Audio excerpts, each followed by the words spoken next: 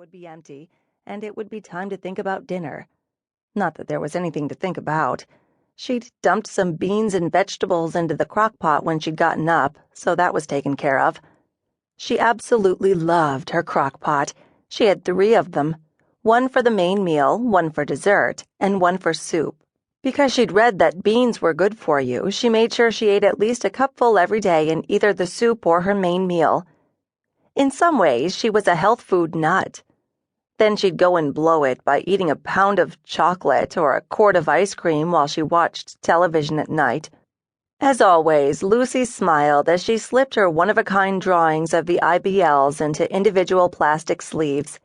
Her agent was going to go over the moon with these. She dusted her hands dramatically. 6 new greeting cards for Christmas. Check. 12 drawings for next year's calendar. Check. 3 months of the cartoon strip. Check.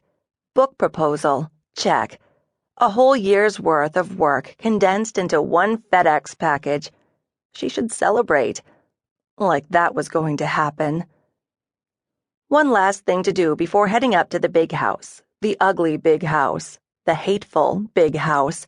The house in which she had grown up and the house that she hated with a passion. That house. Lucy clicked on her computer, brought up the FedEx website, and arranged for a pickup the following morning. She had had a special box built outside her studio by her mailbox where she left her packages for pickup so she wouldn't be disturbed while she was working. She looked around. Good to go. All she had to do was shut down her computer, turn off the lights, unplug the coffee pot, and lock up. Tomorrow she could sleep in.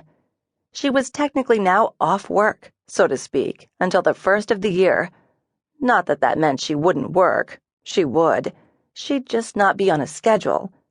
Besides, Thanksgiving and Christmas were coming, and she really needed to think about either going away for a week or so to some exotic island or, horror of horrors, making plans to visit her parents.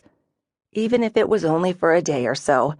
Maybe she could talk Angie into going with her, but Angie had a 9-to-5 job with an ogre for a boss.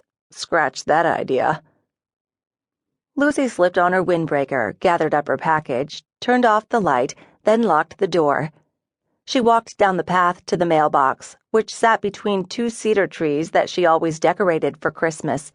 She opened the lid of the box, raised the red flag she'd screwed in as a joke, then dropped her package inside.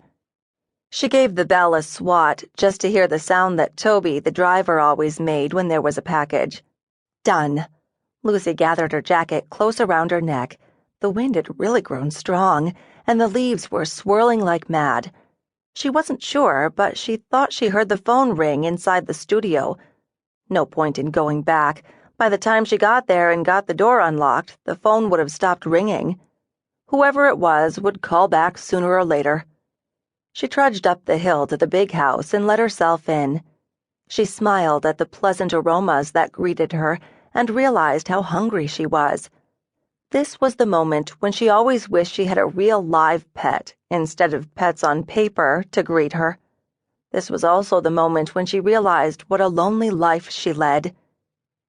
She hung up her jacket, washed her hands, and set her place at the table. If nothing else, she adhered to her mother's formal ritual at the dinner hour. Lucy removed the lid from the crock pot and looked at the mess in the pot. She should give it a name. She went through this every night. Tonight, though, for some reason, it seemed important to give the contents a name. She looked down into the pot. 3 kinds of beans and vegetables. Okay, mess number 1. When she cooked soup, it would be mess number 2. And when she made dessert, it would be mess number 3. Done. Lucy ladled out a generous portion onto her plate, grabbed a dinner roll from a bag on the counter, and set it alongside mess number 1 on the plate. Apple cider or beer? Or milk? Such a choice.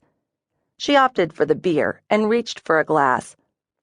Since it was so quiet in the kitchen, Lucy turned on the television that sat on the counter just for sound.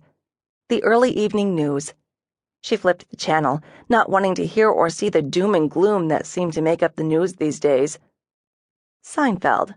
Well, that was as good as anything else, even though she'd seen just about every episode at least a dozen times. Lucy finished her dinner, scooped out a large spoonful.